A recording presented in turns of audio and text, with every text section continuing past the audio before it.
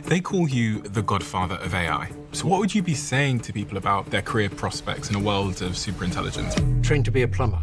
Really? Yeah. Okay, I'm gonna become a plumber. Geoffrey Hinton is the Nobel Prize-winning pioneer whose groundbreaking work has shaped AI and the future of humanity. Why do they call you the godfather of AI? Because there weren't many people who believed that we could model AI on the brain so that it learned to do complicated things, like recognize objects and images or even do reasoning. And I pushed that approach for 50 years. And then Google acquired that technology, and I worked there for 10 years on something that's now used all the time in AI. And then you left. Yeah. Why? So that I could talk freely at a conference. What did you want to talk about freely?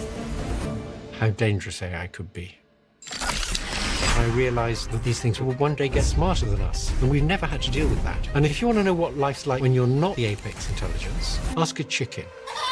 So there's risks that come from people misusing AI, and then there's risks from AI getting super smart and deciding it doesn't need us. Is that a real risk? Yes, it is, but they're not going to stop it because it's too good for too many things. What about regulations? They have some, but they're not designed to deal with most of the threats. Like the European regulations have a clause that say none of these apply to military uses of AI. Really? Yeah, it's crazy. One of your students left OpenAI. Yeah, he was probably the most important person behind the development of the early versions of ChatGPT. And I think he left because he had safety concerns.